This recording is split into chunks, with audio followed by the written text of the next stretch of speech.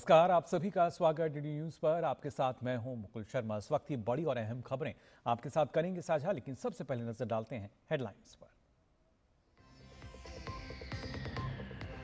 Japan के 16 प्रांतों के राज्यपालों ने प्रधानमंत्री नरेंद्र मोदी से की मुलाकात। प्रौद्योगिकी, नवाचार, निवेश, कौशल, स्टार्टअप पर हुई चर्चा।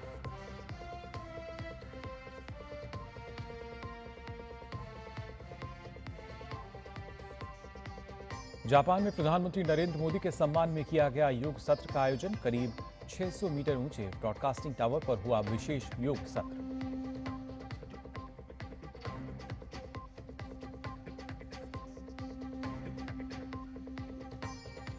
उत्तराखंड के रुद्रप्रयाग, चमोली और बागेश्वर जिले में मूसलाधार बारिश के कारण 5 लोगों की मौत, 11 अन्य लापता। राहत और बचाव अभियान जारी।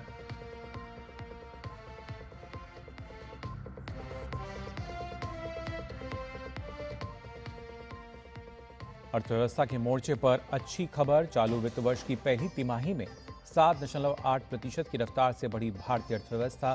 सेवा क्षेत्र में 9.3% का तेज उछाल।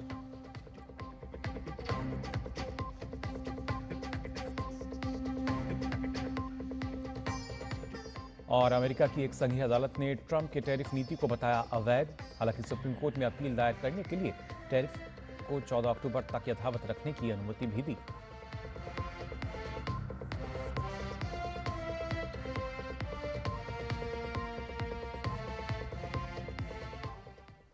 और आइए बुलेटिन की शुरुआत करते हैं। सबसे पहले बात करते हैं पीएम मोदी की जापान यात्रा को लेकर। प्रधानमंत्री नरेंद्र मोदी ने जापान में अपनी यात्रा के दूसरे दिन आज नेशनल गवर्नेंस एसोसिएशन में भाग लिया।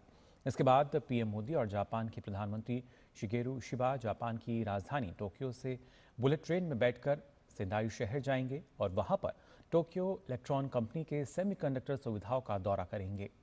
सेंदाई अंतर्राष्ट्रीय निवेश को आकर्षित करने और अगली पीढ़ी के चिप विकास को बढ़ावा देने के लिए जापान की मजबूत सेमीकंडक्टर आपूर्ति श्रृंखला, उन्नत बुनियादी ढांचे का प्रतीक माना जाता है। वहीं पीएम मोदी के सम्मान में जापान के प्रधानमंत्री शिगेरू शिबा ने लंच का भी आयोजन किया है, जिसमें पीएम मोदी शामिल होंगे। लंच के बाद में पीएम मोदी जापान के प्रधानमंत्री शिगेरू शिबा के साथ टोक्यो इलेक्ट्रॉन फैक्ट्री का दौरा करेंगे। इसके साथ ही पीएम मोदी विदेश दौरे के पहले चरण को संपन्न कर दोपहर बाद चीन के तियानजिन के लिए रवाना हो जाएंगे। पीएम मोदी चीन के राष्ट्रपति शी जिनपिंग के निमंत्रण पर तियानजिन में होने वाली एससीओ बैठक में भाग लेने के लिए चीन जा रहे हैं।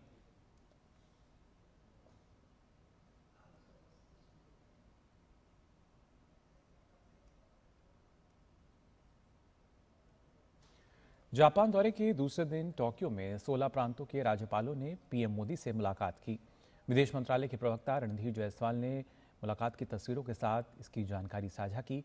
प्रधानमंत्री ने राज्य और प्रांतों के बीच सहयोग की संभावनाओं पर प्रकाश डाला और इस संबंध में साझा प्रगति के लिए 15वें वार्षिक शिखर सम्मेलन के दौरान शुरू की गई राज्य प्रांत साझेदारी पहल के तहत कार्रवाई का आग्रह किया। चर्चा में प्रौद्योगिकी, नवाचार, निवेश, कौशल, स्टार्टअप और लघु एवं मध्यम उद्यमों के क्षेत्र में भारतीय राज्यों और जापानी प्रांतों के बीच बढ़ती साझेदारी को और गहरा करने के तरीकों पर ध्यान केंद्रित किया गया।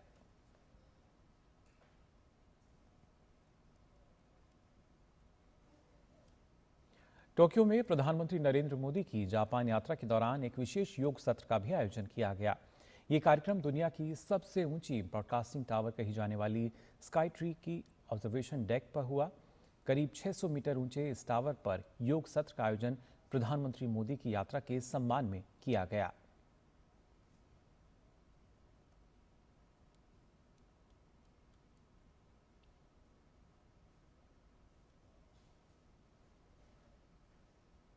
इससे पहले प्रधानमंत्री नरेंद्र मोदी और जापान के प्रधानमंत्री के बीच शुक्रवार को 15वीं भारत जापान शिखर बैठक हुई, जिसमें दोनों देशों ने आपसी संबंधों के विशेष सामरिक और वैश्विक साझेदारी में एक नए अध्याय को जोड़ा।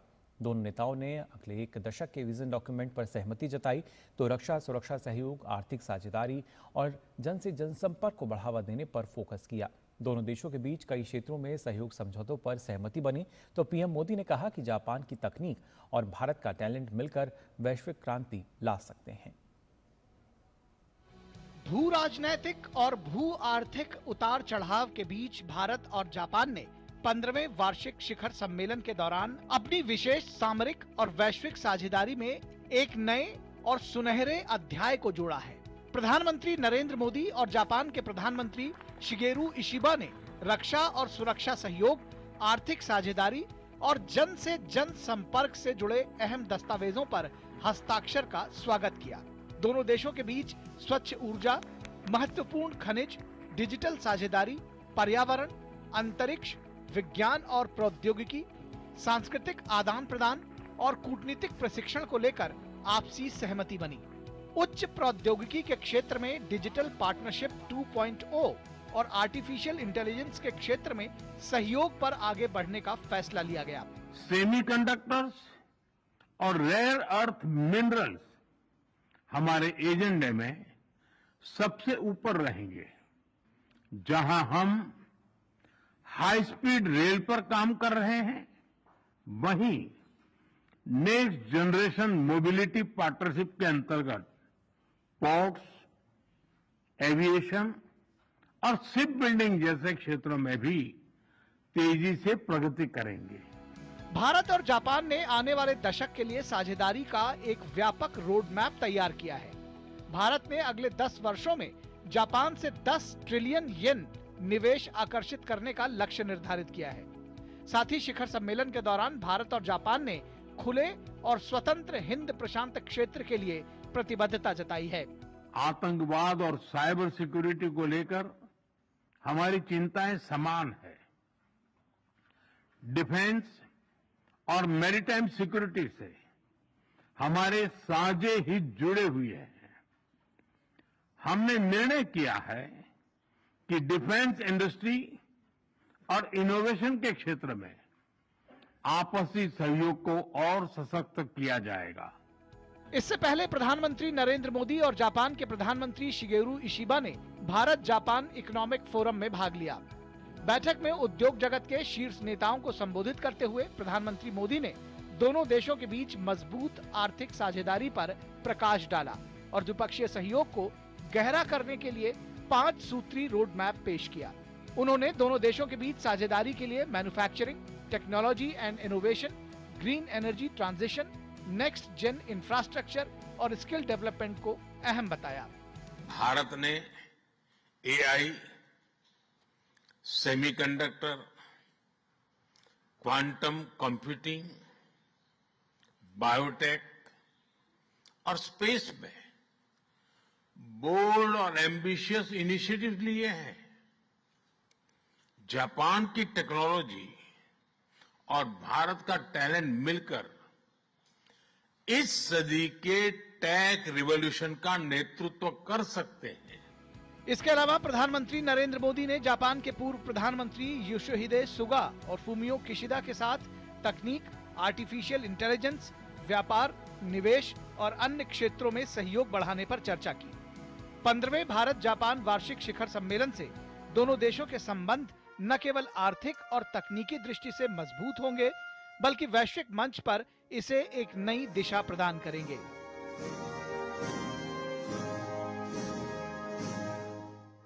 पंद्रहवें भारत जापान शिखर सम्मेलन के नतीजों को आप 3 मुद्दों पर आसानी से समझ सकते हैं। पहला है रक्षा और सुरक्षा सहयोग, जिसमें दोनों ही देशों ने स्पष्ट कर दिया है कि इंडो पैसिफिक क्षेत्र में स्थायी समाधान के लिए दोनों ही देश आपस में मिलकर के काम करने को तैयार हैं। दूसरा महत्वपूर्ण हिस्सा है आर्थिक सहयोग का। अगले 10 वर्षों में 10 ट्रिलियन येन के निवेश की प्रतिबद्धता यह दिखाती है कि जापान को भारत पर कितना भरोसा है। और तीसरी और सबसे अहम बात है जो दोनों देशों में रहने वाले लोगों के दिलों को जोड़ती है। अगले 5 वर्षों में 5 लाख लोगों का आदान प्रदान दोनों देशों के सांस्कृतिक रिश्तों को एक नई ऊंचाई देने जा रहा है। कैमरामैन अनिल ठाकुर के साथ Ajay Mishra, DD news, Tokyo. और फिलहाल खबरों का सिलसिला आगे भी जारी रहेगा, लेकिन हम यहाँ रुक रहे हैं एक छोटे से ब्रेक के लिए।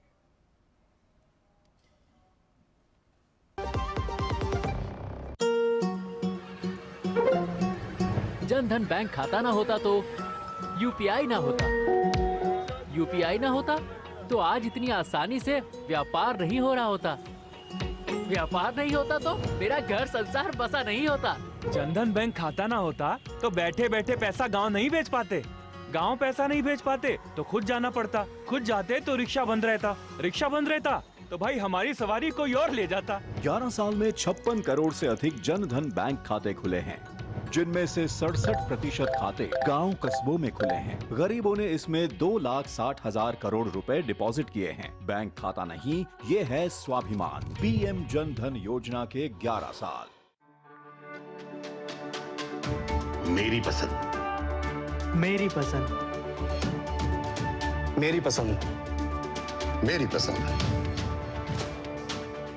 हमारी पसंद, हम सबकी पसंद। मजबूत देश का मजबूत सरिया हो गया स्टील।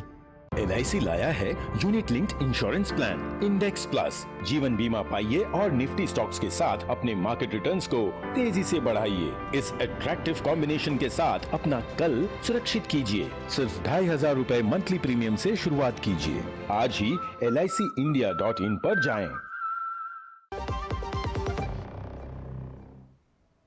ब्रेक के बाद आप सभी का एक बार फिर स्वागत डीडी न्यूज पर। आइए खबरों में आगे बढ़ते हैं। बात करते हैं उत्तराखंड की, जहां पर भारी बारिश का प्रकोप थमने का नाम नहीं ले रहा है, जिससे जगह जगह बाढ़ और भूस्खलन की लगातार घटनाएं सामने आ रही हैं।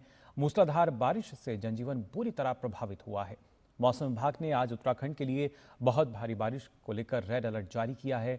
बात अगर की जाए रुद्रप्रयाग, चमोली और बागेश्वर की, तो यहाँ पर भारी बारिश से 5 लोगों की मौत हो गई है, जबकि 11 लोग लापता हैं। वहीं बागेश्वर में बादल फटने के बाद हुई भूस्खलन की घटना में बड़ा नुकसान पहुंचा है। एनडीआरएफ ने बताया है कि 2 लोगों के शव बरामद कर लिए गए हैं, जबकि लापता हुए 3 लोगों की तलाश अभी जारी है। भूस्खलन में 4 किलोमीटर लंबी सड़क और 2 घर बह गए हैं और 5 फुट तक मलबा जमा होने के कारण आवाजाही बंद है। राज्य में प्रशासन और आपदा प्रबंधन की टीमें राहत और बचाव कार्यों में जुटी हुई हैं।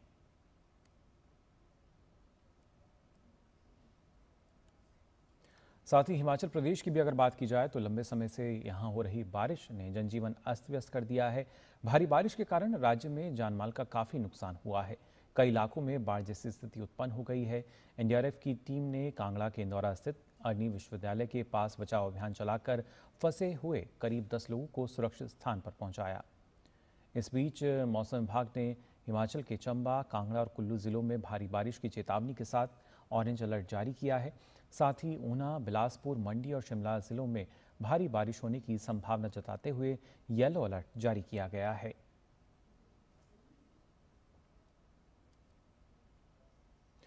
तो हिमाचल प्रदेश भारी बारिश के कारण बाढ़ और भूस्खलन की घटनाओं से जूझ रहा है, जिसमें राज्य को बड़ा नुकसान पहुंचा है।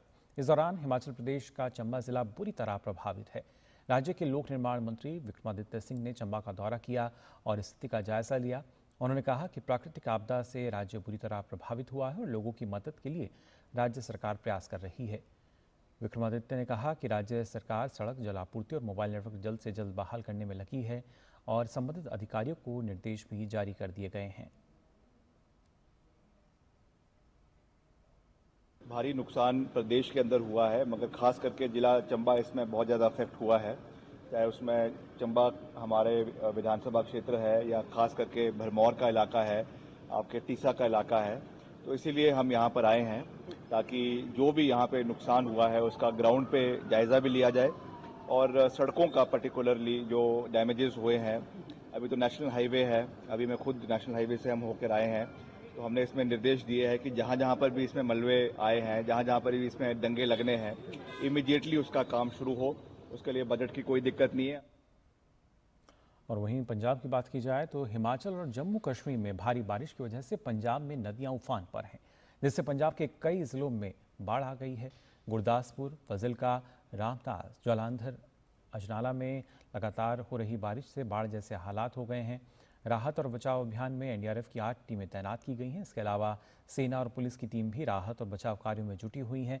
बचाव दल ने बाढ़ प्रभावित इलाकों में से अभी तक करीब 2,255 लोगों को और 25 पशुओं को सुरक्षित स्थानों पर पहुंचाया है। इसके अलावा प्रभावित क्षेत्रों में चिकित्सा सहायता, राशन और अन्य आवश्यक वस्तुएं भी पहुंचाई जा रही हैं।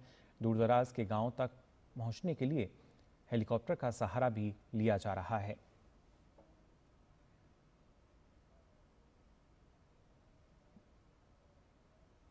और अब बात बदलते बिहार की। पलायन की वजह से टूटता बिखरता परिवार कभी बिहार की नियति बन चुका था। अर्थव्यवस्था को गति देने का सरकार का प्रयास अब बिहार में सीधे तौर पर नजर आ रहा है। बिहार के मोहम्मद इफ्तिखार की बात करें या सगरे आलम की या फिर सिंह की देवी की, जो अब घर के पास ही काम मिलने से बेहद खुश हैं। इनकी खुशी घर के पास काम करने से दोगुनी हो गई है। बिहार में किस तरीके से रिवर्स पलायन हुआ है, आइए देखते हैं इस रिपोर्ट में।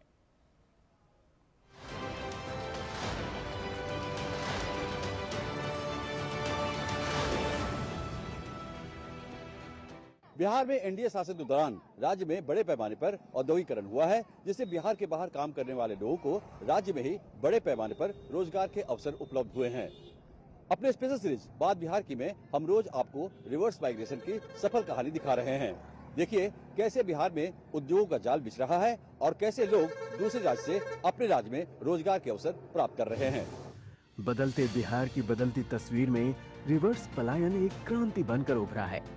इससे बिहारियों को न सिर्फ आर्थिक मजबूती मिली है, बल्कि भावनात्मक और सामाजिक रूप से भी बदलाव की बयार चली है। घर के बूढ़े बुजुर्गों की सेवा का काम हो, धान और गेहूं जैसी फसलों की रुपाई और कटाई जैसे जरूरी कामकाज हो, या फिर कोई आपात जरूरत, हर वक्त हर कोई अपनों के पास पहुंच रहा है। दिल्ली से बिहार लौटे मोहम्मद इफ्तिखार बताते हैं, मैं दिल्ली में पहले रहता था और क्या कहते हैं कि जब से बिहार में मुजफ्फरपुर में कंपनी आई है, जब से बिहार में अच्छा लग रहा है काम करने में। पगार वगार भी टाइम पे सही से आ जाता है, टाइम से हर चीज़, खाना वाना, रूम, सब कुछ का व्यवस्था अच्छा है। नोएडा से बिहार लौटे सगरे आलम बिहार के बदलाव में अपनी और अपने जैसे युवाओं की भूमिका को अहम मानते हैं। रोजगार यहाँ भी बहुत बढ़िया है और हम लोग दिक्कत परेशानी से बच गए कि बिहार में ये सब कुछ रोजगार है, दुनिया जमाना सारा चीज़ यही है। और प्लस ये भी है सर कि हम लोग जो जाते थे ट्रेनों में धक्का खा खा के, उससे बच गए हम लोग। अगर कोई काम वाम भी पड़ता है यहाँ, जैसे धान रोपनी हो गया, अभी धान का समय है, गेहूँ का समय है, तो हम लोग को जाना हुआ होता है भाई धान गेहूँ रोपने के लिए, तो हम लोग चले जाते हैं और उतना झटका करें खाते हुए यहाँ भी चले आते हैं हम लोग। बिहार में रोजगार के अवसर ने सिंह की देवी की बिखरती जिंदगी को संवार दिया है। हम लोग वहाँ दिल्ली में नवादा में रहते थे, तो वहाँ से मतलब मेरा हस्बैंड गुजर गए, तो वहाँ से हम लोग यहाँ चले आए। वहाँ से आने जाने में परेशानी हम लोग को होता था, इसी के लिए यहाँ चले आए। यहाँ परिवार के साथ अपना रहते हैं, घर भी देखना पड़ता है, सास ससुर है उनको भी देखना पड़ता है। यहाँ से पबनी त्योहार हर चीज़ में जाना पड़ता है ना घर पे, इसी के लिए यहाँ रह गए हम लोग। वहाँ भी बेगे कंपनी में काम करते थे, यहाँ भी वही करते हैं, लेकिन वहाँ आने जाने के चलते खाली काम छोड़ दिए। जो आने जाने परेशानी, पर्व त्योहार में भी टिकट नहीं बन पाता था, आने जाने बहुत परेशानी होता था हम लोग को। यहाँ पर हैं तो यहाँ पर परिवार भी देख लेते हैं, दो पैसा कमा भी लेते हैं, अपना सारा काम को देख लेते हैं, इसीलिए यहाँ हम लोग रह गए। हमारे स्पेशल सीरीज बात बिहार की में आपने ग्राउंड जीरो से देखा कि बिहार में कितनी तेजी से औद्योगिकरण हो रहा है और पूर्व में पलायन का दर्द झेलने वाले कामगार अपने घर में ही रोजगार पाकर कितने सुकून से हैं। आगे और भी ऐसी सफल कहानियों को हम आपके बीच लेकर आएंगे। आप देखते रहिए डीडी न्यूज।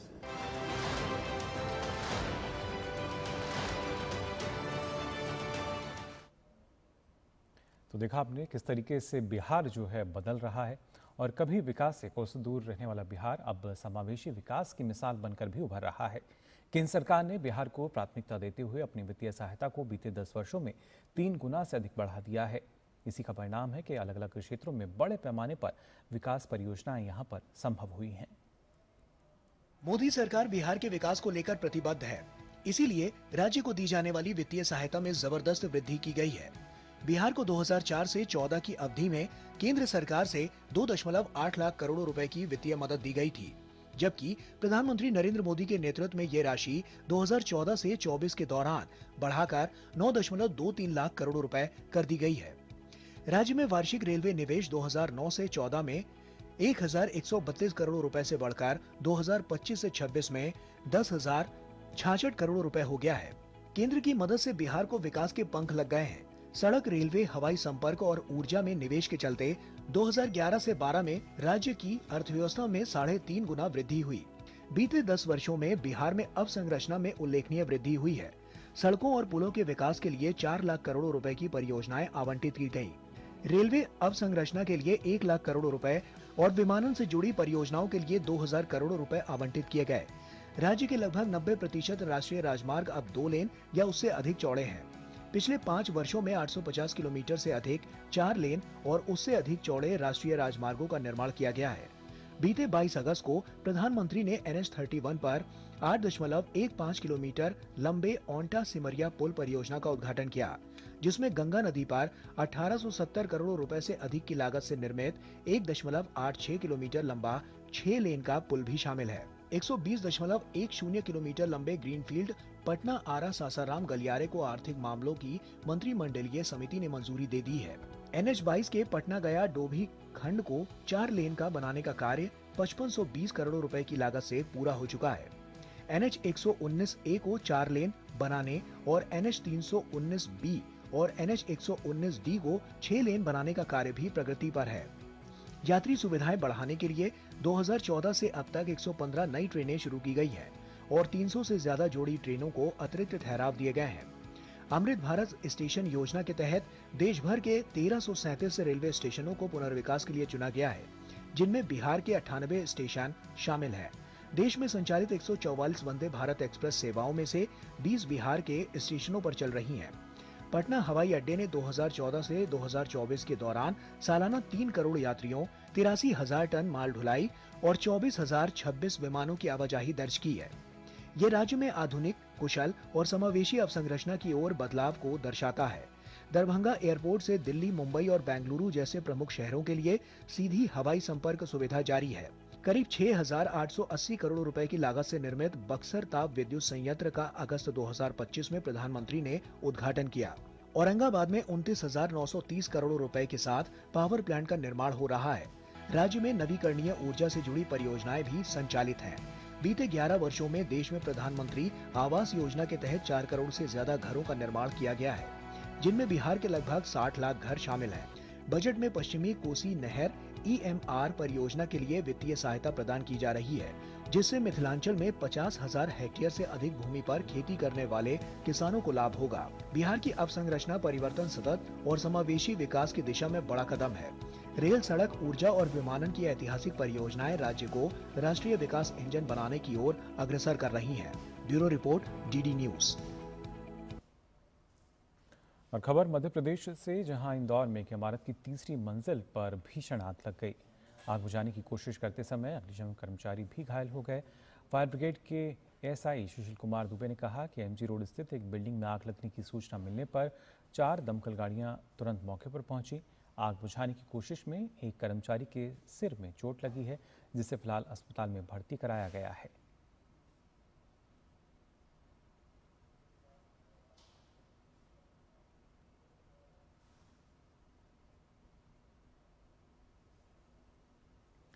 हैदराबाद में गणेश चतुर्थी पर ऑपरेशन सिंदूर थीम पर आधारित गणेश पंडाल आकर्षण का केंद्र बना हुआ है। भगवान गणेश का भव्य रूप के साथ साथ PM मोदी को वर्दी पहने दिखाया गया है यहाँ पर, जो भारतीय सेना की वीरता को दर्शाता है। इस पंडाल में ब्रह्मोस मिसाइल और S-400 जैसे सेना के मॉडल भी शामिल हैं। इस थीम का उद्देश्य भारतीय सशस्त्र बलों की वीरता, विशेषकर महिलाओं की शक्ति और ऑपरेशन सिंदूर में सशस्त्र बलों के पराक्रम को रेखांकित करना है।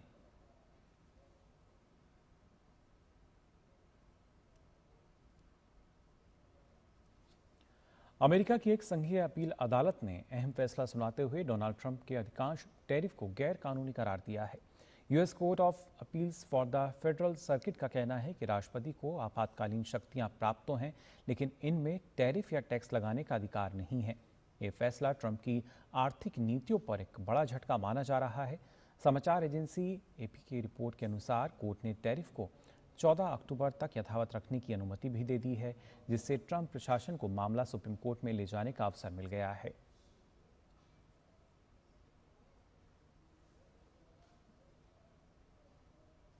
हालांकि इस फैसले को राष्ट्रपति डोनाल्ड ट्रंप ने सिरे से खारिज कर दिया है और कहा है कि टैरिफ अब भी लागू रहेंगे।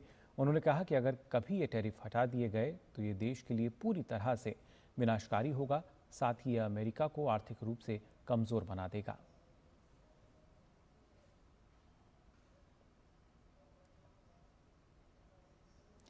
थाईलैंड की संवैधानिक अदालत ने निलंबित प्रधानमंत्री पेंटो गातान शिनावात्रा को पद से बर्खास्त कर दिया है। हालांकि अदालत ने अपने फैसले में कहा है कि प्रधानमंत्री पेटोंगटान ने कोई बेईमानी नहीं की है, लेकिन कंबोडिया के राष्ट्रपति हुन मानित के पिता हुन सेन के साथ लीक हुई फ़ोन कॉल के जरिए उन्होंने नैतिकता के नियमों का उल्लंघन किया। फ़ोन कॉल के दौरान दोनों ने एक सीमा विवाद पर चर्चा की थी, जिसके कुछ दिनों के बाद थाईलैंड और कंबोडिया में लड़ाई शुरू हो गई थी। शिनावात्रा ने 38 साल की उम्र में अगस्त 2024 को शपथ ली थी और थाईलैंड की सबसे युवा प्रधानमंत्री बनी थीं। हाल के वर्षों में बर्खास्त होने वाली वो दूसरी प्रधानमंत्री हैं और पिछले 17 सालों में अदालत द्वारा हटाई गई 5वीं प्रधानमंत्री बन गई हैं।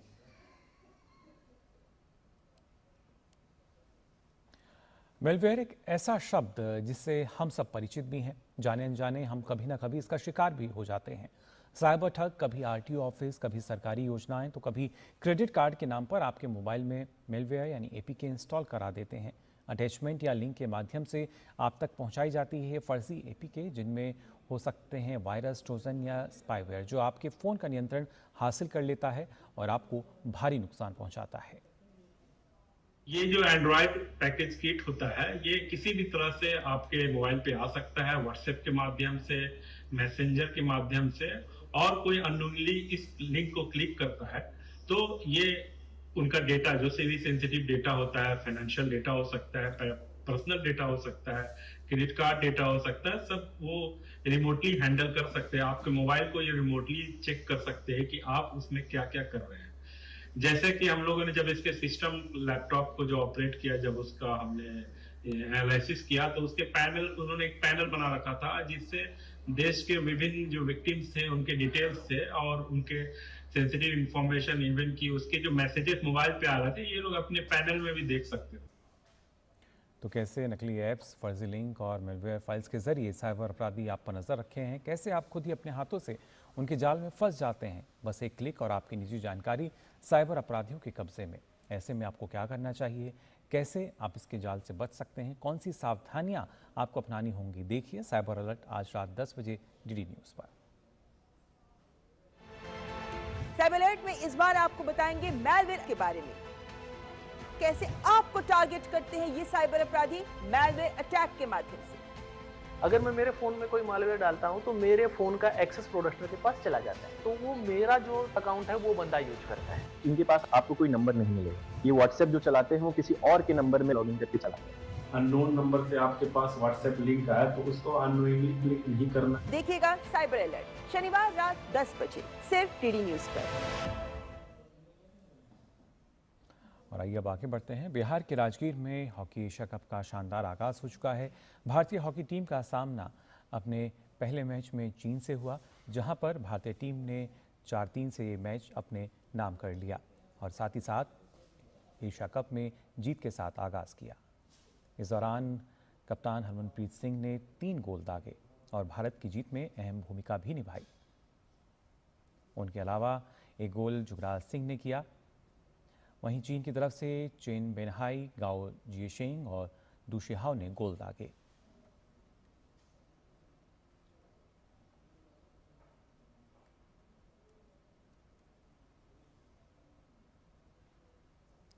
दिल्ली में लगातार हो रही बारिश के चलते यमुना नदी का जलस्तर तेजी से बढ़ गया है, जिससे नदी खतरे के निशान से ऊपर बह रही है। आसपास के इलाकों में बारिश से जलभराव हो गया है। जलस्तर के बढ़ने के कारण प्रशासन ने आसपास के इलाकों में विशेष चौकसी बरती है। लोगों को सुरक्षित स्थानों पर ले जाने के साथ ही पुलिस, आपदा प्रबंधन टीम और स्वास्थ्य विभाग को अलर्ट पर रखा गया है।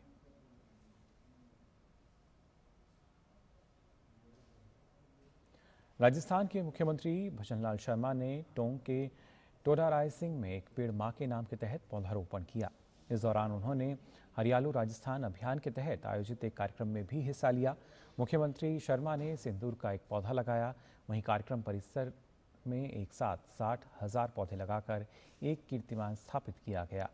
इस अवसर पर मुख्यमंत्री शर्मा ने जन स्वास्थ्य अभियांत्रिकी और लोक निर्माण विभाग की विभिन्न विकास परियोजनाओं का शिलान्यास भी किया।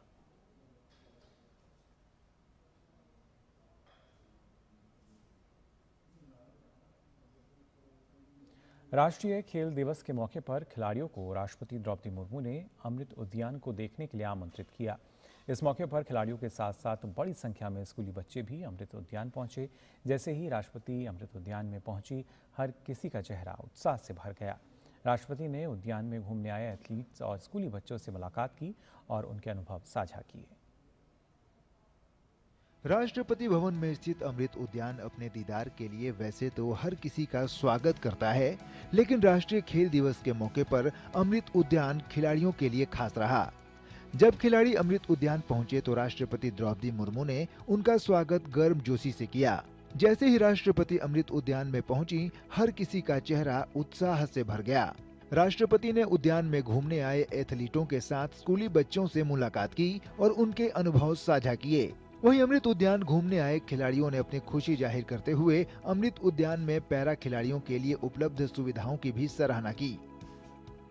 पहली बार आने का मौका मिला है राष्ट्रपति भवन में, यहाँ पे अमृत उद्यान में, तो काफ़ी अच्छा है और एक्सेसिबिलिटी भी काफ़ी अच्छी है। एक व्हीलचेयर यूज़र काफ़ी आराम से आ जा सकता है। रैंप भी है, जहाँ पर हर जगह रैंप बने हुए हैं, जहाँ पर एक तरफ स्टेयर्स है, एक तरफ रैंप है, तो काफ़ी अच्छी एक्सेसिबिलिटी है। मैं यहाँ पहली बार आया हूँ और मुझे बहुत अच्छा लगा। यहाँ पे पैरा हैं, जो है एथलीट हैं, जो सारी फैसिलिटी अच्छी है, आने जाने में कोई दिक्कत नहीं है, सब हम अच्छे से घूमे हैं यहाँ पे। हमारी गवर्नमेंट का शायद यही टारगेट है कि पूरे देश में वो एक्सेसिबल बनाने की कोशिश कर रहे हैं। जो व्हील चेयर वाले हैं, पहले बहुत ज़्यादा प्रॉब्लम होती थी क्योंकि स्टेयर्स वगैरह की वजह से, या अभी राष्ट्रपति भवन में पहले जैसे किसी व्हील चेयर वाले का मन है घूमने का पर वो नहीं घूम पा रहा, किसी ये यहाँ पे स्टेयर्स हैं उनकी वजह से, पर अभी पूरा एक्सेसिबल हो गया है। अभी मतलब दिव्यांगजन हर जगह पूरे अपने देश में कहीं भी घूम सकते हैं और राष्ट्रपति भवन में तो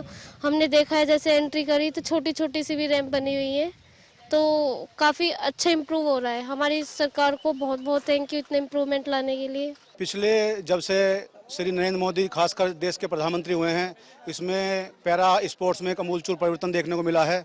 मैं सचिन चौधरी खुद एक पैरा ओलंपियन हूँ, कॉमनवेल्थ गेम्स मेडलिस्ट हूँ, और हमारी जो हमें कैश प्राइज़ भारत सरकार की तरफ से मिलता है, इनके श्री मोदी जी के प्रधानमंत्री होने के बाद उनमें आमूलचूल परिवर्तन हुआ है। और जहाँ तक मोदी जी ने एक विकलांग को दिव्यांगजन का नाम दिया है, उससे भी एक दिव्यांगजन की लाइफ पर बहुत ही पॉजिटिव असर देखने को मिला है। तो इसलिए हम श्री प्रधानमंत्री नरेंद्र मोदी का बारंबार धन्यवाद व्यक्त करते हैं। राष्ट्रीय खेल दिवस के मौके पर खिलाड़ियों को अमृत उद्यान की सुंदरता को करीब से निहारने का मौका मिला।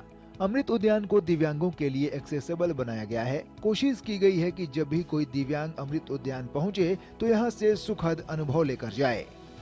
सुशील कुमार की रिपोर्ट, डीडी न्यूज। संयुक्त राष्ट्र महासभा की उच्च स्तरीय बैठक से पहले अमेरिका ने फिलिस्तीनी राष्ट्रपति महमूद अब्बास के संयुक्त राष्ट्र में जाने से रोक लगा दी है। साथ ही अब्बास और लगभग 80 अन्य फिलिस्तीनी अधिकारियों का वीज़ा रद्द करने का फैसला किया गया है। महमूद अब्बास के कार्यालय ने अमेरिका के वीज़ा संबंधी फैसले पर हैरानी जताई है। उन्होंने कहा है कि ये संयुक्त राष्ट्र मुख्यालय समझौते का उल्लंघन करता है। वर्ष 1947 के संयुक्त राष्ट्र मुख्यालय समझौते के तहत अमेरिका को आमतौर पर न्यूयॉर्क स्थित संयुक्त राष्ट्र में विदेशी राजनयिकों को प्रवेश की अनुमति देना अनिवार्य है। हालांकि वॉशिंगटन ने कहा है कि वह सुरक्षा, अतिवाद और विदेश नीति संबंधी कारणों से वीज़ा देने से इनकार कर सकता है।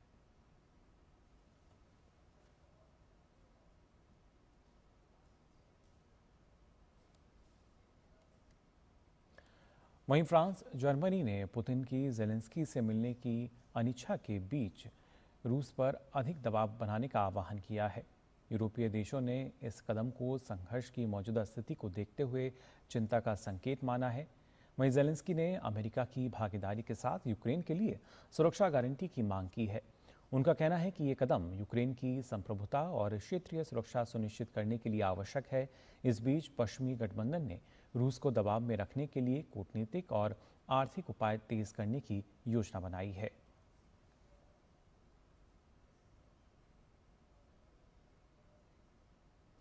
और फिलहाल बुलेटिन में हम यहाँ रुक रहे हैं एक छोटे से ब्रेक के लिए, जल्द लौटते हैं। टाइम पे खा लेना और प्लीज बाइक धीरे चलाना जी। और ये तुम्हारी सेफ्टी के लिए। अरे एक बात तो रह गई। LIC? ये हमारी सेफ्टी के लिए। दिल की सुनो, LIC चुनो।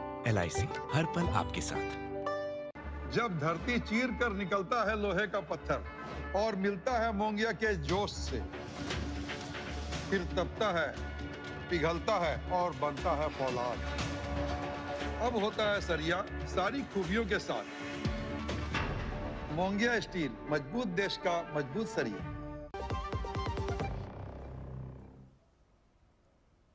ब्रेक के बाद आप सभी का एक बार फिर स्वागत। डीडी न्यूज़ पर आइए खबरों में आगे बढ़ते हैं। बात करते हैं प्रधानमंत्री की जापान यात्रा को लेकर। आपको बता दें, प्रधानमंत्री नरेंद्र मोदी ने जापान में अपनी यात्रा के दूसरे दिन आज नेशनल गवर्नेंस एसोसिएशन में भाग लिया। इसके बाद पीएम मोदी और जापान के प्रधानमंत्री शिगेरू शिबा जापान की राजधानी टोक्यो से बुलेट ट्रेन में बैठकर सेंदाई शहर जाएंगे। वहां पर टोक्यो इलेक्ट्रॉन कंपनी के सेमीकंडक्टर सुविधाओं का दौरा करेंगे।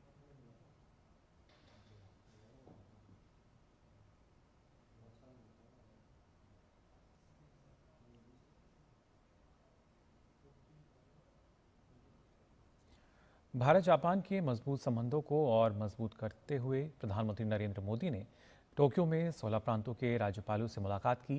प्रधानमंत्री ने राज्यों और प्रांतों के बीच सहयोग की संभावनाओं पर प्रकाश डाला और इस संबंध में साझा प्रगति के लिए 15वें वार्षिक शिखर सम्मेलन के दौरान शुरू की गई राज्य प्रांत साझेदारी पहल के तहत कार्रवाई करने का आग्रह किया। चर्चा में प्रौद्योगिकी, नवाचार, निवेश, कौशल, स्टार्टअप और लघु एवं मध्यम उद्यमियों के क्षेत्र में भारतीय राज्यों और जापानी प्रांतों के बीच बढ़ती साझेदारी को और गहरा करने के तरीकों पर ध्यान केंद्रित किया गया। प्रधानमंत्री नरेंद्र मोदी ने कहा कि राज्य प्रांत सहयोग भारत जापान मैत्री का एक महत्वपूर्ण स्तंभ है और यही कारण है कि 15वें वार्षिक भारत जापान शिखर सम्मेलन के दौरान इस पर एक अलग पहल शुरू की गई। व्यापार, नवाचार, उद्यमिता जैसे क्षेत्रों में सहयोग की अपार संभावनाएं हैं। स्टार्टअप, तकनीक और एआई जैसे भविष्य के क्षेत्र में भी आने वाला समय जो है वो लाभकारी हो सकता है।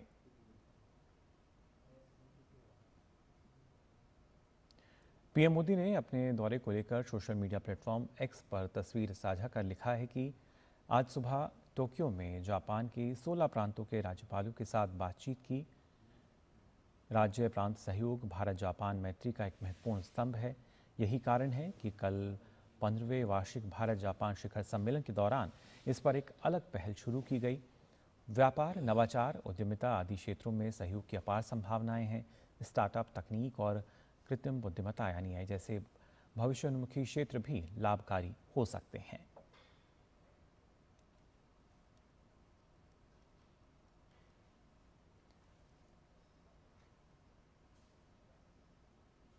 प्रधानमंत्री नरेंद्र मोदी ने अपनी जापान यात्रा को सफल और सार्थक बताते हुए सोशल मीडिया पर पोस्ट साझा किया, जिसमें जापान यात्रा के दौरान की गई संधि, MOU और घोषणाओं को साझा किया गया है। साथ ही आने वाले समय में भारत जापान मैत्रीपूर्ण संबंध नई ऊंचाइयों को छुएं, इसकी कामना की गई है। टोक्यो में प्रधानमंत्री नरेंद्र मोदी की जापान यात्रा के दौरान एक विशेष योग सत्र का आयोजन किया गया। ये कार्यक्रम दुनिया की सबसे ऊंची ब्रॉडकास्टिंग टावर कही जाने वाली स्काई ट्री की ऑब्जर्वेशन डेक पर हुआ। करीब 600 मीटर ऊंचे इस टावर पर योग सत्र का आयोजन प्रधानमंत्री मोदी की यात्रा के सम्मान में किया गया।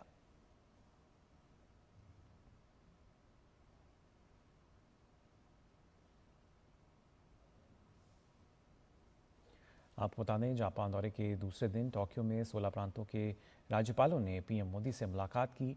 विदेश मंत्रालय के प्रवक्ता रणधीर जायसवाल ने मुलाकात की तस्वीरों के साथ इसकी जानकारी साझा की।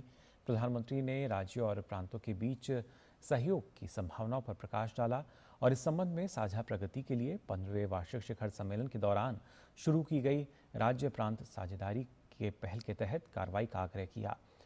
इस चर्चा में प्रौद्योगिकी, नवाचार, निवेश, कौशल, स्टार्टअप और लघु एवं मध्यम उद्यमियों के क्षेत्र में भारतीय राज्यों और जापानी प्रांतों के बीच बढ़ती साझेदारी को और गहरा करने के तरीकों पर ध्यान केंद्रित किया गया।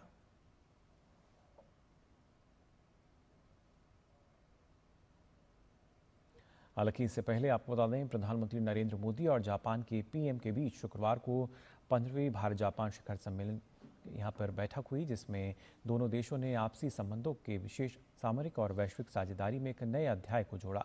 दोनों नेताओं ने अगले एक दशक के विजन डॉक्यूमेंट पर सहमति जताई तो रक्षा सुरक्षा सहयोग, आर्थिक साझेदारी और जन से जनसंपर्क को बढ़ावा देने पर फोकस किया। दोनों क्षेत्रों के बीच कई क्षेत्रों में सहयोग समझौतों पर सहमति बनी। तो पीएम मोदी ने कहा कि जापान की तकनीक और भारत का टैलेंट मिलकर वैश्विक क्रांति ला सकते हैं। भू राजनैतिक और भू आर्थिक उतार चढ़ाव के बीच भारत और जापान ने 15वें वार्षिक शिखर सम्मेलन के दौरान अपनी विशेष सामरिक और वैश्विक साझेदारी में एक नए और सुनहरे अध्याय को जोड़ा है। प्रधानमंत्री नरेंद्र मोदी और जापान के प्रधानमंत्री शिगेरू इशिबा ने रक्षा और सुरक्षा सहयोग, आर्थिक साझेदारी और जन से जन संपर्क से जुड़े अहम दस्तावेजों पर हस्ताक्षर का स्वागत किया। दोनों देशों के बीच स्वच्छ ऊर्जा, महत्वपूर्ण खनिज, डिजिटल साझेदारी, पर्यावरण, अंतरिक्ष, विज्ञान और प्रौद्योगिकी, सांस्कृतिक आदान प्रदान और कूटनीतिक प्रशिक्षण को लेकर आपसी सहमति बनी। उच्च प्रौद्योगिकी के क्षेत्र में डिजिटल पार्टनरशिप 2.0 और आर्टिफिशियल इंटेलिजेंस के क्षेत्र में सहयोग पर आगे बढ़ने का फैसला लिया गया। सेमीकंडक्टर्स और रेयर अर्थ मिनरल्स हमारे एजेंडे में सबसे ऊपर रहेंगे। जहां हम हाई स्पीड रेल पर काम कर रहे हैं, वहीं नेक्स्ट जनरेशन मोबिलिटी पार्टनरशिप के अंतर्गत पोर्ट्स, एविएशन और शिप बिल्डिंग जैसे क्षेत्रों में भी तेजी से प्रगति करेंगे। भारत और जापान ने आने वाले दशक के लिए साझेदारी का एक व्यापक रोड मैप तैयार किया है। भारत ने अगले 10 वर्षों में जापान से 10 ट्रिलियन येन निवेश आकर्षित करने का लक्ष्य निर्धारित किया है। साथ ही शिखर सम्मेलन के दौरान भारत और जापान ने खुले और स्वतंत्र हिंद प्रशांत क्षेत्र के लिए प्रतिबद्धता जताई है। आतंकवाद और साइबर सिक्योरिटी को लेकर हमारी चिंताएं समान है।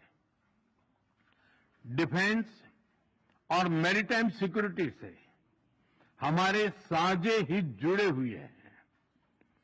हमने निर्णय किया है कि डिफेंस इंडस्ट्री और इनोवेशन के क्षेत्र में आपसी सहयोग को और सशक्त किया जाएगा। इससे पहले प्रधानमंत्री नरेंद्र मोदी और जापान के प्रधानमंत्री शिगेरू इशिबा ने भारत जापान इकोनॉमिक फोरम में भाग लिया। बैठक में उद्योग जगत के शीर्ष नेताओं को संबोधित करते हुए प्रधानमंत्री मोदी ने दोनों देशों के बीच मजबूत आर्थिक साझेदारी पर प्रकाश डाला और द्विपक्षीय सहयोग को गहरा करने के लिए 5 सूत्री रोड मैप पेश किया। उन्होंने दोनों देशों के बीच साझेदारी के लिए manufacturing, technology and innovation, green energy transition, next gen infrastructure और स्किल डेवलपमेंट को अहम बताया। भारत ने AI, semiconductor, quantum computing, biotech और स्पेस में बोल्ड और एम्बिशियस इनिशिएटिव लिए हैं। जापान की टेक्नोलॉजी और भारत का टैलेंट मिलकर इस सदी के टेक रिवॉल्यूशन का नेतृत्व कर सकते हैं। इसके अलावा प्रधानमंत्री नरेंद्र मोदी ने जापान के पूर्व प्रधानमंत्री योशिहिदे सुगा और फुमियो किशिदा के साथ तकनीक, आर्टिफिशियल इंटेलिजेंस, व्यापार, निवेश और अन्य क्षेत्रों में सहयोग बढ़ाने पर चर्चा की। 15वें भारत जापान वार्षिक शिखर सम्मेलन से दोनों देशों के संबंध न केवल आर्थिक और तकनीकी दृष्टि से मजबूत होंगे, बल्कि वैश्विक मंच पर इसे एक नई दिशा प्रदान करेंगे।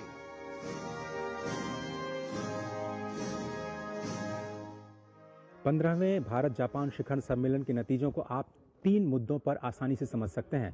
पहला है रक्षा और सुरक्षा सहयोग, जिसमें दोनों ही देशों ने स्पष्ट कर दिया है कि इंडो पैसिफिक क्षेत्र में स्थायी समाधान के लिए दोनों ही देश आपस में मिलकर के काम करने को तैयार हैं।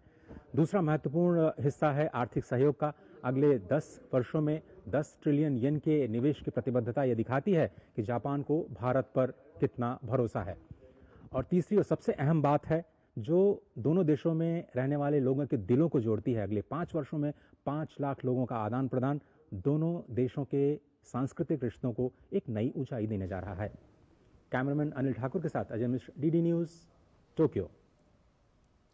और आइए आगे बढ़ते हैं, बात कर लेते हैं उत्तराखंड की, जहां पर लगातार भारी बारिश का प्रकोप देखने को मिल रहा है और इसी वजह से जगह जगह बाढ़ और भूस्खलन की खबरें भी सामने आई हैं। मूसलाधार बारिश से जनजीवन बुरी तरह प्रभावित हुआ है। मौसम विभाग ने आज भी उत्तराखंड में अलग अलग जगहों के लिए बहुत भारी बारिश को लेकर रेड अलर्ट जारी किया है। खासतौर से रुद्रप्रयाग, चमोली और बागेश्वर जिलों में भारी बारिश से अभी तक 5 लोगों की मौत की खबर है, जबकि 11 लोग लापता हैं। वहीं बागेश्वर में बादल फटने के बाद हुई भूस्खलन की घटना में बड़ा नुकसान हुआ है। एनडीआरएफ ने बताया है कि 2 लोगों के शव बरामद कर लिए गए हैं, जबकि लापता हुए 3 लोगों की तलाश जारी है। भूस्खलन में 4 किलोमीटर लंबी सड़क और 2 घर बह गए हैं और 5 फुट तक का मलबा जमा होने के कारण आवाजाही बंद है। राज्य में प्रशासन और आपदा प्रबंधन की टीमें राहत और बचाव कार्यों में जुटी हुई हैं।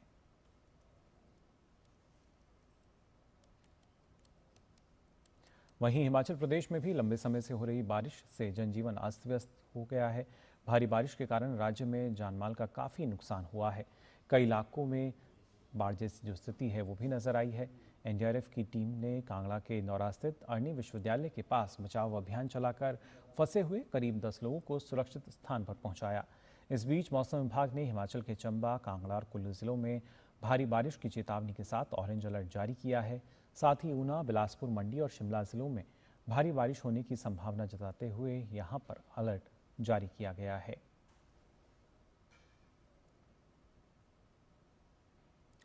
हिमाचल प्रदेश में भारी बारिश के कारण बाढ़ और भूस्खलन की जो घटनाएं हैं वो लगातार सामने आई हैं, जिस वजह से काफ़ी नुकसान राज्यों को पहुंचा है। इस दौरान हिमाचल प्रदेश का चंबा जिला बुरी तरह प्रभावित हुआ है। राज्य के लोक निर्माण मंत्री विक्रमादित्य सिंह ने चंबा का दौरा किया और स्थिति का जायजा लिया। उन्होंने कहा कि प्राकृतिक आपदा से राज्य बुरी तरह प्रभावित हुआ है और लोगों की मदद के लिए राज्य सरकार प्रयास कर रही है। विक्रमादित्य सिंह ने कहा कि राज्य सरकार सड़कों, जल आपूर्ति और मोबाइल नेटवर्क जल्द से जल्द बहाल करने में लगी है और संबंधित अधिकारियों को निर्देश जारी किए गए हैं।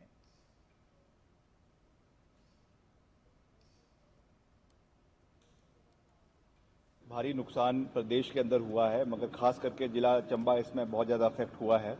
चाहे उसमें चंबा हमारे विधानसभा क्षेत्र है या खास करके भरमौर का इलाका है, आपके तीसा का इलाका है, तो इसीलिए हम यहाँ पर आए हैं ताकि जो भी यहाँ पे नुकसान हुआ है उसका ग्राउंड पे जायज़ा भी लिया जाए और सड़कों का पर्टिकुलरली जो डैमेजेस हुए हैं। अभी तो नेशनल हाईवे है, अभी मैं खुद नेशनल हाईवे से हम होकर आए हैं, तो हमने इसमें निर्देश दिए हैं कि जहाँ जहाँ पर भी इसमें मलबे आए हैं, जहाँ जहाँ पर भी इसमें डंगे लगने हैं, इमीडिएटली उसका काम शुरू हो। उसके लिए बजट की कोई दिक्कत नहीं है। हिमाचल और जम्मू कश्मीर में भारी बारिश की वजह से पंजाब में भी नदियां उफान पर हैं, जिससे पंजाब के कई जिलों में बाढ़ नजर आ रही है। गुरदासपुर, फजिल्का, रामदास, जालंधर, अजनाला में लगातार हो रही बारिश से बाढ़ जैसे हालात हो गए हैं। राहत और बचाव अभियान में एनडीआरएफ की 8 टीमें तैनात की गई हैं। इसके अलावा सेना और पुलिस की टीम भी राहत और बचाव कार्य में जुटी हुई है। बचाव दल ने बाढ़ प्रभावित इलाकों से अभी तक करीब 2255 लोगों को और 25 पशुओं को सुरक्षित स्थानों पर पहुंचाया है। इसके अलावा प्रभावित क्षेत्रों में चिकित्सा सहायता, राशन और अन्य आवश्यक वस्तुएं भी पहुंचाई जा रही हैं। वहीं दूर दराज के गांव तक पहुंचने के लिए हेलीकॉप्टर का सहारा भी लिया जा रहा है।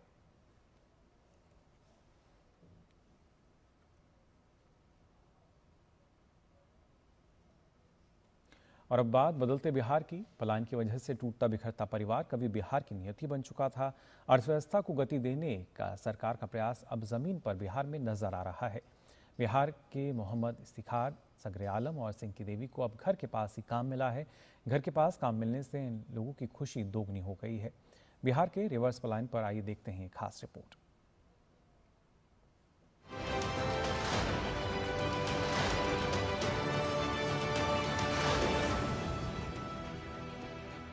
बिहार में एनडीए शासन के दौरान राज्य में बड़े पैमाने पर औद्योगिकरण हुआ है, जिससे बिहार के बाहर काम करने वाले लोगों को राज्य में ही बड़े पैमाने पर रोजगार के अवसर उपलब्ध हुए हैं।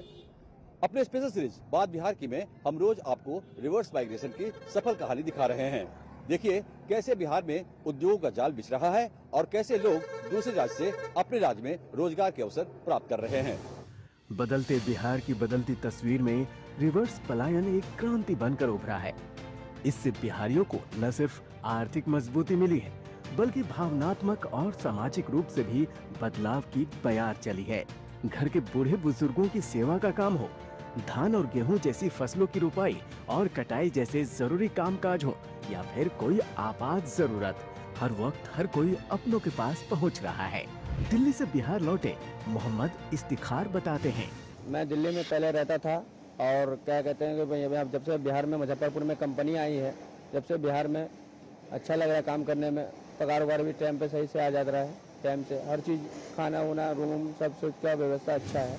नोएडा से बिहार लौटे सगरे आलम बिहार के बदलाव में अपनी और अपने जैसे युवाओं की भूमिका को अहम मानते हैं। रोजगार यहाँ भी बहुत बढ़िया है और हम लोग दिक्कत परेशानी से बच गए कि बिहार में ये सब कुछ है, रोजगार है, दुनिया जमाना सारा चीज़ यही है। और प्लस ये भी है सर कि हम लोग जो जाते थे ट्रेनों में धक्का खा खा के, उससे बच गए हम लोग। अगर कोई काम वाम भी पड़ता है यहाँ, जैसे धान रोपनी हो गया, अभी धान का समय है, गेहूँ का समय है, तो हम लोग को जाना हुआ होता है भाई धान गेहूँ रोपने के लिए, तो हम लोग चले जाते हैं और उतना झटका करें खाते हुए यहाँ भी चले आते हैं हम लोग। बिहार में रोजगार के अवसर ने सिंकी देवी की बिखरती जिंदगी को संवार दिया है। हम लोग वहाँ दिल्ली में नवादा में रहते थे, तो वहाँ से मतलब मेरा हस्बैंड गुजर गए, तो वहाँ से हम लोग यहाँ चले आए। वहाँ से आने जाने में परेशानी हम लोग को होता था, इसी के लिए यहाँ चले आए। यहाँ परिवार के साथ अपना रहते हैं, घर भी देखना पड़ता है, सास ससुर है उनको भी देखना पड़ता है। यहाँ से पबनी त्योहार हर चीज़ में जाना पड़ता है ना घर पे, इसी के लिए यहाँ रह गए हम लोग। वहाँ भी बेगे कंपनी में काम करते थे, यहाँ भी वही करते हैं, लेकिन वहाँ आने जाने के चलते खाली काम छोड़ दिए। जो आने जाने परेशानी, पर्व त्योहार में भी टिकट नहीं बन पाता था, आने जाने में बहुत परेशानी होता था हम लोग को। कि यहाँ पर हैं तो यहाँ पर परिवार भी देख लेते हैं, दो पैसा कमा भी लेते हैं, अपना सारा काम को देख लेते हैं, इसीलिए यहाँ हम लोग रह गए। हमारे स्पेशल सीरीज बात बिहार की में आपने ग्राउंड जीरो से देखा कि बिहार में कितनी तेजी से औद्योगिकरण हो रहा है और पूर्व में पलायन का दर्द झेलने वाले कामगार अपने घर में ही रोजगार पाकर कितने सुकून से हैं। आगे और भी ऐसी सफल कहानियों को हम आपके बीच लेकर आएंगे। आप देखते रहिए DD news.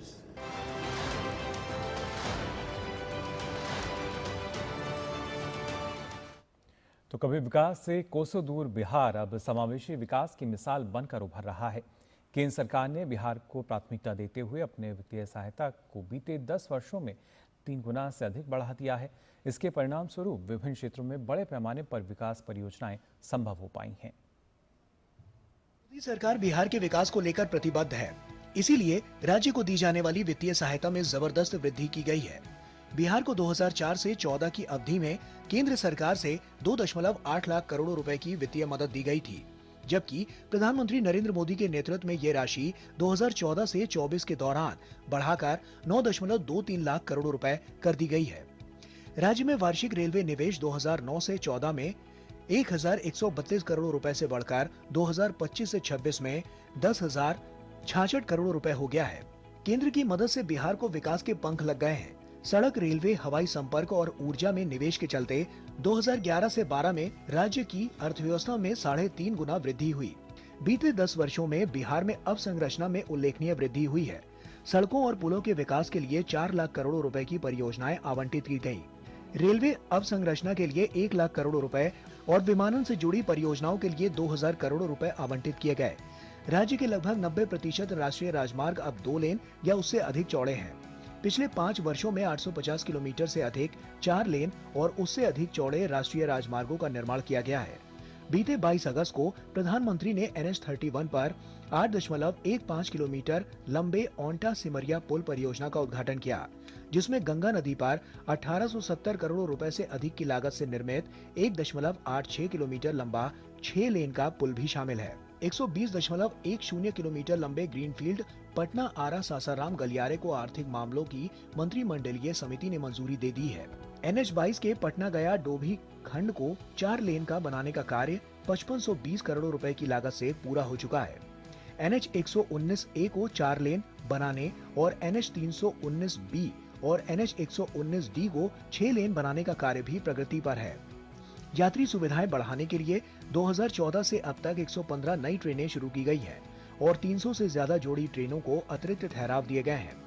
Amrit Bharat station योजना के तहत देश भर के 1337 रेलवे स्टेशनों को पुनर्विकास के लिए चुना गया है, जिनमें बिहार के 98 स्टेशन शामिल हैं। देश में संचालित 144 वंदे भारत एक्सप्रेस सेवाओं में से 20 बिहार के स्टेशनों पर चल रही हैं। पटना हवाई अड्डे ने 2014 से 2024 के दौरान सालाना 3 करोड़ यात्रियों, 83,000 टन माल ढुलाई और 24,026 विमानों की आवाजाही दर्ज की है। ये राज्य में आधुनिक, कुशल और समावेशी अवसंरचना की ओर बदलाव को दर्शाता है। दरभंगा एयरपोर्ट से दिल्ली, मुंबई और बेंगलुरु जैसे प्रमुख शहरों के लिए सीधी हवाई संपर्क सुविधा जारी है। करीब 6,880 करोड़ रुपए की लागत से निर्मित बक्सर ताप विद्युत संयंत्र का अगस्त 2025 में प्रधानमंत्री ने उद्घाटन किया। औरंगाबाद में 29,930 करोड़ रुपए के साथ पावर प्लांट का निर्माण हो रहा है। राज्य में नवीकरणीय ऊर्जा से जुड़ी परियोजनाएं भी संचालित हैं। बीते 11 वर्षों में देश में प्रधानमंत्री आवास योजना के तहत 4 करोड़ से ज्यादा घरों का निर्माण किया गया है, जिनमें बिहार के लगभग 60 लाख घर शामिल हैं। बजट में पश्चिमी कोसी नहर EMR परियोजना के लिए वित्तीय सहायता प्रदान की जा रही है, जिससे मिथिलांचल में 50,000 हेक्टेयर से अधिक भूमि पर खेती करने वाले किसानों को लाभ होगा। बिहार की अवसंरचना परिवर्तन सतत और समावेशी विकास की दिशा में बड़ा कदम है। रेल, सड़क, ऊर्जा और विमानन की ऐतिहासिक परियोजनाएं राज्य को राष्ट्रीय विकास इंजन बनाने की ओर अग्रसर कर रही हैं। Bureau report, DD news. और प्रधानमंत्री की जापान यात्रा को लेकर पल पल की अपडेट आपको लगातार हम बता रहे हैं। आपको बता दें, प्रधानमंत्री नरेंद्र मोदी ने जापान के प्रधानमंत्री के साथ बुलेट ट्रेन में टोक्यो से सेन्नाई तक सफ़र किया। ये तस्वीरें सामने आई हैं जिसमें आप देख सकते हैं प्रधानमंत्री नरेंद्र मोदी, साथ ही जापान के प्रधानमंत्री मौजूद हैं और उन्होंने बुलेट ट्रेन में टोक्यो से सेन्नाई तक का जो सफ़र है वो किया है। इन तस्वीरों में लगातार हम देख सकते हैं किस तरीके से दोनों के बीच जो संवाद है वो होता हुआ नजर आ रहा है। और इससे पहले भी हमने देखा था कैसे प्रधानमंत्री मोदी इस बार को दोहरा चुके हैं कई बार कि भारत और जापान मिलकर अगर जो एक कॉम्बिनेशन होगा वो पूरे विश्व के लिए काफ़ी बेहतर साबित हो सकता है, एक नई क्रांति ला सकता है। और ख़ासतौर से ये बुलेट ट्रेन जो कि अपनी तेज़ गति के लिए जानी जाती है, इसमें सफ़र किया प्रधानमंत्री नरेंद्र मोदी ने और इस दौरान जापान के प्रधानमंत्री उनके साथ मौजूद रहे। बुलेट ट्रेन में हम देख सकते हैं तस्वीरों में भी टोक्यो से सेन्नाई तक का ये सफ़र जो कि प्रधानमंत्री नरेंद्र मोदी ने किया जापान की बुलेट ट्रेन में। साथ ही साथ जापान के प्रधानमंत्री मौजूद हैं, हम देख सकते हैं प्रधानमंत्री मोदी के साथ। पीएम मोदी की ये 2 दिवसीय जापान यात्रा जिसका आज अंतिम दिन, और इसमें हम देख पा रहे हैं तस्वीरों में बुलेट ट्रेन में सवार होकर टोक्यो से सेन्नाई तक का सफ़र किया है पीएम मोदी ने, और साथ ही मौजूद हैं जापान के प्रधानमंत्री भी। तो फिलहाल के लिए इस बुलेटिन में बस इतना ही, लेकिन देश और दुनिया की तमाम खबरों के लिए आप देखते रहिए DD न्यूज़।